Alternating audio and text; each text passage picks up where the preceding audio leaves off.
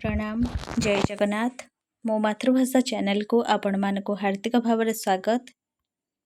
तो आज आम ओडिया कथा साहित्यर नयनतारा उपन्यास संपर्क में दीर्घ प्रश्नोत्तर आलोचना करवा जहाँकि आमर +3 5th सेमिस्टर द्वादश पत्र तृतीय एकक रही। तो पूर्वर मु दानापाणी उपन्यास संपर्क में आलोचना कर सारी। तो जेहेतु पिलामानंकर कमेंट आसिला कि नयनतारा उपन्यास संपर्क में आलोचना करंतु, तो से संपर्क में आमे आज आलोचना करबा। तो जो माने आपण मानक चैनल मो मातृभाषा को सब्सक्राइब करनांती बा प्रथम करी यही चैनल को आसुचंती तो गोटे सब्सक्राइब कर दियंतु एवं पाखरे थिबा बेल आइकन ने ऑल ऑप्शन ने सिलेक्ट कर दियंतु जहा फଳରେ मो वीडियो सर्वप्रथमे आपणक पाखरे पहुंची परिबो। तो चलंतु आरंभ करिबा। सेमिस्टर एग्जाम रे आमर जेमती प्रश्न आसे सफल सामाजिक उपन्यास भावरे नयनतारार मूल्यांकन कर किंबा नयनतारा उपन्यासर नामकरण सार्थकता प्रतिपादन कर। तो चलंतु देखिबा। ओडिया उपन्यास साहित्य जगतरे औपन्यासिक दयानिधि मिश्र थिले प्रतिथजसा स्रष्टा। भारतर धर्म संस्कृति और परंपरा को जुग जुग धरी बजाय रखिबार प्रतिकृति को कांधरे बोही समाजर मंगल उद्देश्य कार्य करिबा थिला तांको जीवनर परम व्रत। तो नयनतारा उपन्यासर औपन्यासिक हेउछंती दयानिधि मिश्र। ओडिया साहित्य जगतरे से थिले प्रतिथजसा स्रष्टा। भारतर धर्म संस्कृति और परंपरा को जुग जुग धरी बजाय रखिबार प्रतिकृति को से कांधरे बोही समाजर मंगल उद्देश्य कार्य करुथिले।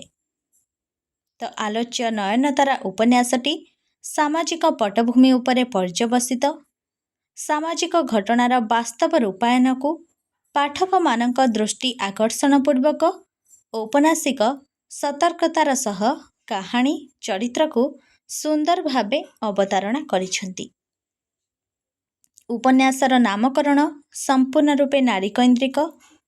जणे ओडिया नारी जीवनर मूल्यबोध को सम्मान देई समाजर कलुषित को प्रतिवाद करने को पछाई नहीं। तो ये नयनतारा उपन्यासटी संपूर्ण रूपे नारी कैंद्रिक उपन्यास अटे। जणे ओडिया नारी जीवनर मूल्यबोध को सम्मान देई समाजर कलुषित को प्रतिवाद करने को पछाई नहीं से संपर्क रे उपन्यासटी वर्णना होइछि। औपन्यासिक दयानिधि मिश्रଙ୍କ श्रेष्ठ उपन्यास नयनतारार नामकरण प्रक्रिया उपन्यासर नायिका को बुझाई थाए। नायिका नयनतारा को केंद्र करी अन्यान्य गौण चरित्र मानकर सृष्टि। तो नयनतारा उपन्यासर मुख्य नायिका हेउछि निजे नयनतारा। तो ये नायिका नयनतारा को केंद्र करी अन्यान्य गौण चरित्र मानकर सृष्टि होइछि। भारत आर्य मुनि ऋषि मानकर देवभूमि। संस्कारवादी धर्म नैतिकता आदर्शबोध उच्च संस्कृति संपन्न संस्कृति ए देशर मूल पिंड। भारतर समस्त जनसाधारण ए प्रसंग को गुरुत्व प्रदान करिबा उचित बोली औपन्यासिक मत प्रदान करिछंती। भारतीय संस्कृति रे मानव सेवा प्रति अधिक गुरुत्व प्रदान करा जाई थाए। भारतीय मानकर विश्वास रहिछि मानव सेवा माध्यम रे माधव सेवा बा ईश्वरंक सेवा होई थाए। आलोच्य उपन्यासर मुख्य चरित्र नयनतारा एही व्रत को एकनिष्ठ भावे पालन करिथांती। तो भारतर समस्त जनसाधारण ए प्रसंग को गुरुत्व प्रदान करिथांती बोली औपन्यासिक मत प्रदान करिछंती। जेहेतु भारत हेउछि आर्य मुनि ऋषि मानकर देवभूमि एवं संस्कारवादी धर्मनैतिकता बा आदर्शबोध ए देशर मूल पिंड। तो भारतीय संस्कृति रे सर्वदा मानव सेवा ही रही थाए एवं ताहा उपरे गुरुत्व प्रदान करा जाई थाए। तो भारतीय मानकर विश्वास रही कौन ना मानव सेवा माध्यम आमे ମାଧବ ସେବା ବା ଈଶ୍ୱରଙ୍କ ସେବା ପ୍ରାପ୍ତ କରିଥାଉ। ତ ଏହି ଉପନ୍ୟାସର ମୁଖ୍ୟ ଚରିତ୍ର ନୟନତାରା ଏହି ବ୍ରତକୁ ଏକନିଷ୍ଠ ଭାବେ ପାଳନ କରିଥାନ୍ତି। ଏହି ନୟନତାରା ଉପନ୍ୟାସରେ ସର୍ବମୋଟ 20ଟି ପରିଚ୍ଛେଦ ରହିଅଛି। ପ୍ରଥମ ପରିଚ୍ଛେଦରେ କାଳୀପଦ ରାୟଙ୍କ ପରିବାର ସମ୍ପର୍କରେ ସୁନ୍ଦର ଭାବେ ଅବତାରଣା କରାଯାଇଛି। ପରବର୍ତ୍ତୀ ପର୍ଯ୍ୟାୟରେ କାଳୀପଦ ରାୟଙ୍କ ପରିବାରର ପ୍ରତ୍ୟେକ ସଦସ୍ୟଙ୍କ ପରିଚୟ ଏବଂ ସେମାନଙ୍କ ଜୀବନର ଶୈଳୀ ସମ୍ପର୍କରେ ଆଲୋକପାତ କରାଯାଇଛି। କାଳୀପଦ ରାୟଙ୍କ ପରିବାର କହିଲେ ନିଜେ କାଳୀପଦ ରାୟ, ତାଙ୍କର ସହଧର୍ମିଣୀ, 3 ଝିଅ ନୟନତାରା, ସୌଦାମିନୀ ଓ ଟୁନା ଏବଂ ପୁଅମାନଙ୍କ ମଧ୍ୟରେ ବଡ଼ ସୁରେଶ ଚନ୍ଦ୍ର, ନରେଶ, ଯାହାର ଡାକନାମ ପଟଲା ବୋଲି ଉପନ୍ୟାସରେ ବର୍ଣ୍ଣିତ। ଯୋଗେଶ ଓ ରମେଶ ଏ ଦୁହେଁ ବିଲାତରେ ରହିଥାନ୍ତି। ଏତଦ୍ ବ୍ୟତୀତ ତତ୍କାଳୀନ ସମୟର ଗୋଟିଏ ପାର୍ଶ୍ୱରେ ଇଂରେଜ ଶାସକମାନଙ୍କ ଖ୍ରୀଷ୍ଟିଆନ ଧର୍ମର ପ୍ରଭାବ ଥିବାବେଳେ ଅନ୍ୟ ପାର୍ଶ୍ୱରେ ବ୍ରାହ୍ମ ଧର୍ମର ପ୍ରଭାବ ମଧ୍ୟ ଦେଖିବାକୁ ମିଳିଥାଏ। ତ ପ୍ରଥମ ପରିଚ୍ଛେଦରେ କ'ଣ ରହିଲା ନା କାଳୀପଦ ରାୟଙ୍କ ପରିବାର ସମ୍ପର୍କରେ ଆଲୋଚନା କରାଯାଇଛି। ତ ପରବର୍ତ୍ତୀ ପର୍ଯ୍ୟାୟରେ କାଳୀପଦ ରାୟଙ୍କ ପରିବାରର ପ୍ରତ୍ୟେକ ସଦସ୍ୟଙ୍କ ପରିଚୟ ରହିଛି। କାଳୀପଦ ରାୟଙ୍କ ପରିବାର କହିଲେ ନିଜେ କାଳୀପଦ ରାୟ, ତାଙ୍କର ସହଧର୍ମିଣୀ, 3 ଝିଅ ହେଉଛନ୍ତି ନୟନତାରା, ସୌଦାମିନୀ ଓ ଟୁନା, ପୁଅମାନଙ୍କ ମଧ୍ୟରେ ବଡ଼ ହେଉଛି ସୁରେଶ ଚନ୍ଦ୍ର, ନରେଶ ଯାହାର ଡାକନାମ ରହିଛି ପଟଲା ଉପନ୍ୟାସରେ ବର୍ଣ୍ଣିତ, ଯୋଗେଶ ଓ ରମେଶ। ଏତଦ୍ ବ୍ୟତୀତ ତତ୍କାଳୀନ ସମୟର ଗୋଟିଏ ପାର୍ଶ୍ୱରେ ଇଂରେଜ ଶାସକମାନଙ୍କର ଖ୍ରୀଷ୍ଟିଆନ ଧର୍ମର ପ୍ରଭାବ ଥିବାବେଳେ ଅନ୍ୟ ପାର୍ଶ୍ୱରେ ବ୍ରାହ୍ମ ଧର୍ମର ପ୍ରଭାବ ମଧ୍ୟ ଦେଖିବାକୁ ମିଳିଛି। ଏବଂ ଏହି ଯେଉଁ ବ୍ରାହ୍ମ ଧର୍ମରେ ଦୀକ୍ଷିତ ଯୁବକ ହେଉଛନ୍ତି କିଏ ନା ହରେନ୍ଦ୍ର। ମାତ୍ର କାଳୀପଦ ରାୟଙ୍କର କୌଣସି ଧର୍ମ ପ୍ରତି ଈର୍ଷା ବା ବିଦ୍ୱେଷ ଭାବ ନଥିଲା। ଦ୍ୱିତୀୟ ପରିଚ୍ଛେଦରେ କ'ଣ ରହିଛି ନା ଔପନ୍ୟାସିକ ଶ୍ରୀଯୁକ୍ତ ମିଶ୍ର କାଳୀପଦ ରାୟଙ୍କର ସର୍ବଧର୍ମର ଭାବନା ପ୍ରତି ଥିବା ସମ୍ମାନ ବୋଧକୁ ସୁନ୍ଦର ଭାବେ ପରିବେଷଣ କରିଛନ୍ତି। ଇଂରାଜୀ ନବ୍ୟଶିକ୍ଷିତ ଗୋଷ୍ଠୀଙ୍କ ଆଚାର ବ୍ୟବହାର କିପରି ସଂସ୍କୃତି ଛଡ଼ା ଥିଲା, ଗୁରୁଜନମାନଙ୍କୁ ସମ୍ମାନ ବୋଧ, ଛୋଟମାନଙ୍କୁ ସ୍ନେହ ଦେବା ଆଦି ଭାରତୀୟ ଭାବନାଠାରୁ ଦୂରେଇ ରହିଥିଲେ ସେ ସମ୍ପର୍କରେ ଲେଖକ ଇଂରେଜ ନବ୍ୟଶିକ୍ଷିତ ଗୋଷ୍ଠୀଙ୍କୁ ଶାଣିତ ବ୍ୟଙ୍ଗ କରିଛନ୍ତି। ତୃତୀୟ ପରିଚ୍ଛେଦରେ ଔପନ୍ୟାସିକ ପ୍ରାଚୀନ ଶାସ୍ତ୍ରମାନଙ୍କର ଗୁରୁତ୍ୱ ସମ୍ବନ୍ଧରେ ଉଲ୍ଲେଖ କରିଛନ୍ତି।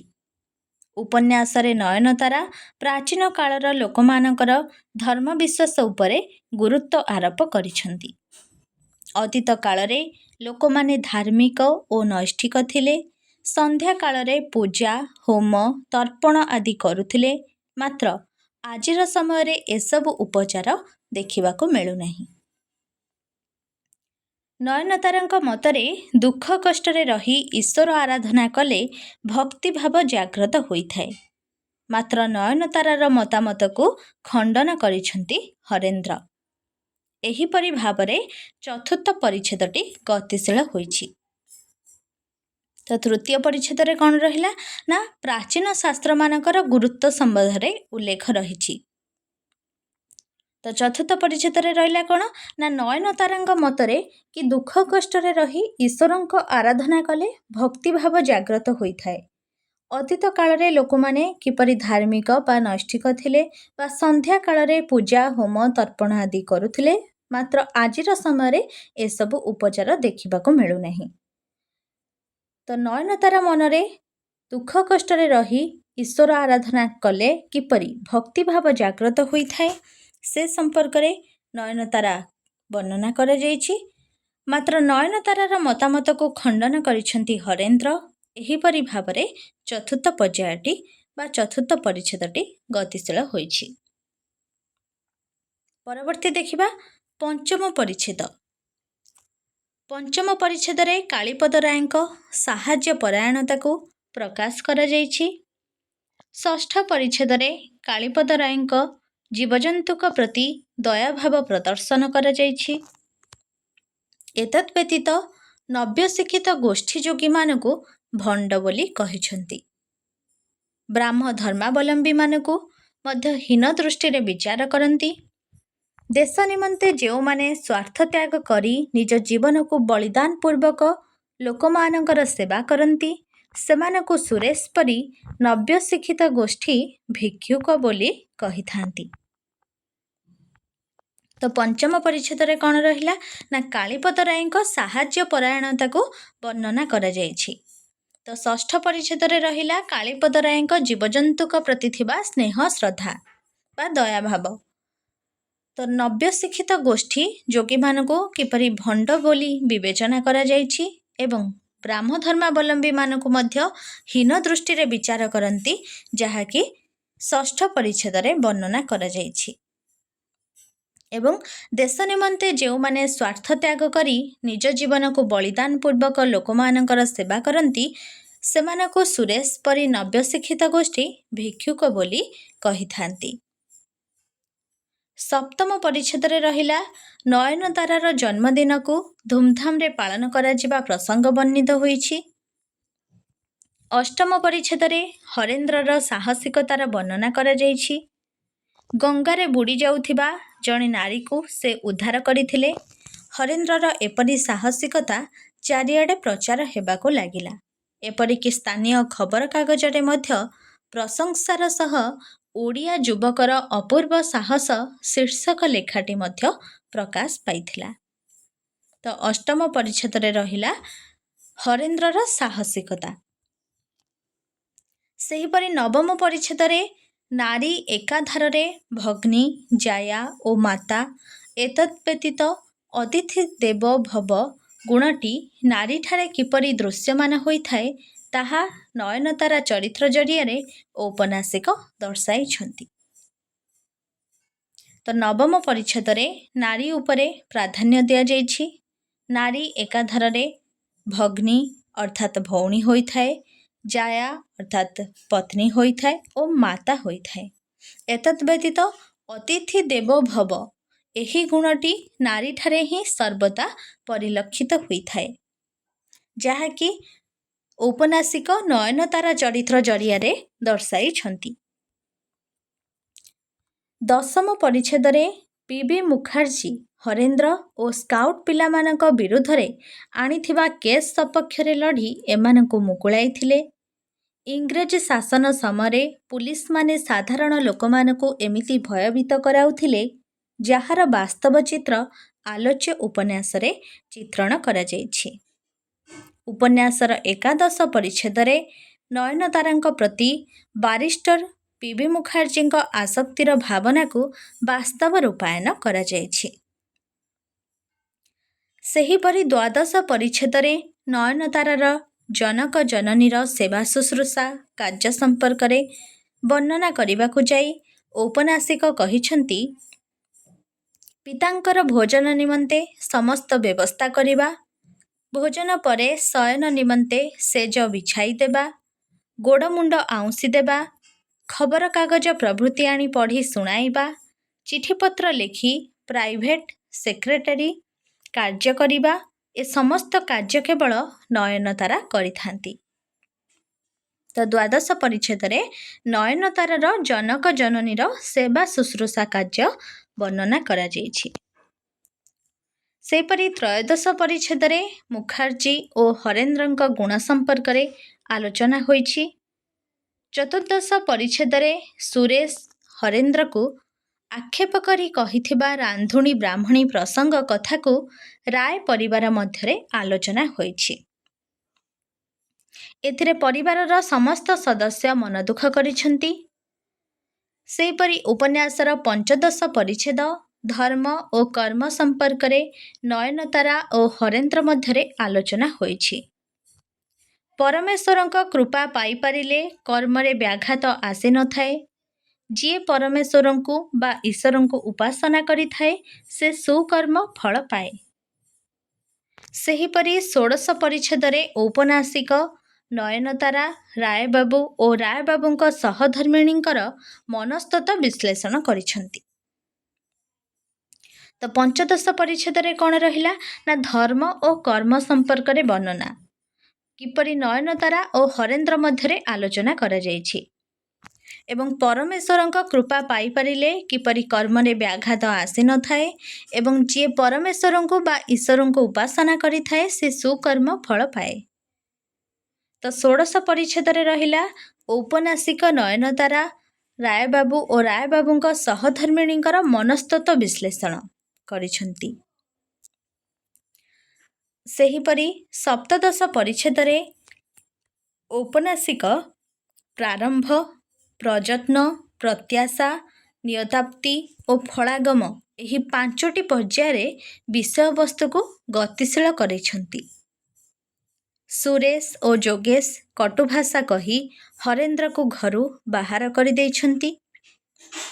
ଉପନ୍ୟାସର ଅଷ୍ଟାଦଶ ପରିଚ୍ଛେଦରେ ବ୍ରାହ୍ମ ଧର୍ମର ପ୍ରଚାର ଓ ପ୍ରସାର ପାଇଁ ହରେନ୍ଦ୍ରଙ୍କୁ ଭାରତର ବିଭିନ୍ନ ପ୍ରାନ୍ତରୁ ମିଳିଥିବା ପ୍ରଶଂସା କଥା ରାୟବାବୁ ତାଙ୍କ ପରିବାର ସଦସ୍ୟମାନଙ୍କ ଉପସ୍ଥିତିରେ ଆଲୋଚନା କରିଛନ୍ତି।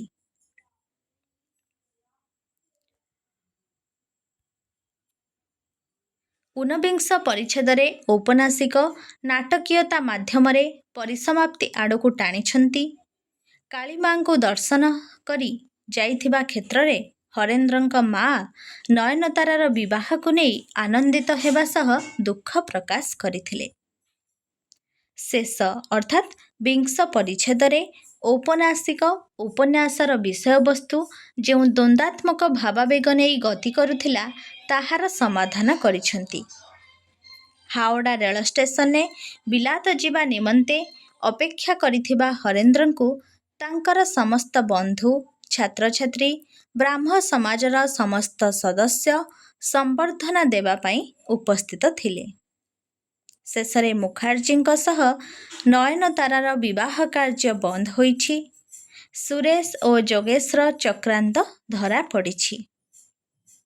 ହରେନ୍ଦ୍ର ବିଲାତରୁ ଫେରିବା ପର୍ଯ୍ୟନ୍ତ ନୟନତାରା ଅପେକ୍ଷା କରିଛି। ଉପନ୍ୟାସର ପରିସମାପ୍ତି ହାସ୍ୟଦୀପକ ହୋଇଛି।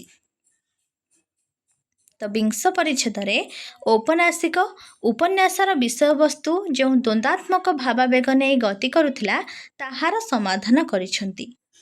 ତ ହାଓଡ଼ା ରେଳ ଷ୍ଟେସନରେ ବିଲାତ ଯିବା ନିମନ୍ତେ ଅପେକ୍ଷା କରିଥିବା ହରେନ୍ଦ୍ରଙ୍କୁ ତାଙ୍କର ସମସ୍ତ ବନ୍ଧୁ, ଛାତ୍ରଛାତ୍ରୀ ବା ବ୍ରାହ୍ମ ସମାଜର ସମସ୍ତ ସଦସ୍ୟ ସମ୍ବର୍ଦ୍ଧନା ଦେବା ପାଇଁ ଉପସ୍ଥିତ ଥିଲେ ଏବଂ ଶେଷରେ ମୁଖାର୍ଜୀଙ୍କ ସହ ନୟନତାରାର ବିବାହ କାର୍ଯ୍ୟ ବନ୍ଦ ହୋଇଛି। ସୁରେଶ ଓ ଯୋଗେଶ ହରେନ୍ଦ୍ରଙ୍କ ବିପକ୍ଷରେ ଯେଉଁ ଚକ୍ରାନ୍ତ କରିଥିଲେ ତାହା ଧରାପଡ଼ିଛି। ହରେନ୍ଦ୍ର ବିଲାତରୁ ଫେରିବା ପର୍ଯ୍ୟନ୍ତ ନୟନତାରା ଅପେକ୍ଷା କରିଛି। ଉପନ୍ୟାସର ପରିସମାପ୍ତି ଘଟିଛି। ବାସ୍ତବିକ ଉପନ୍ୟାସର ନାମକରଣ ନୟନତାରା ଯଥାର୍ଥ ଅଟେ। ତ ଏହା ଥିଲା ଆଜିର ନୟନତାରା ଉପନ୍ୟାସ ସମ୍ପର୍କରେ ଦୀର୍ଘ ପ୍ରଶ୍ନୋତ୍ତର ଆଲୋଚନା। ଆଶା କରୁଛି ଏହା ଆପଣମାନଙ୍କ ପାଇଁ ଉପାଦେୟ ହେବ। ତ ଭିଡ଼ିଓ ଭଲ ଲାଗିଥିଲେ ଲାଇକ୍ କରିବାକୁ ଆଦୌ ଭୁଲିବେନି ଏବଂ ସାଙ୍ଗମାନଙ୍କୁ ମଧ୍ୟ ସେୟାର କରିଦେବେ ଯାହାଫଳରେ ସେମାନେ ମଧ୍ୟ ଉପକୃତ ହୋଇପାରିବେ। ତ ରହୁଛି, ସମସ୍ତେ ଭଲରେ ରୁହନ୍ତୁ, ଖୁସିରେ ରୁହନ୍ତୁ। ଧନ୍ୟବାଦ।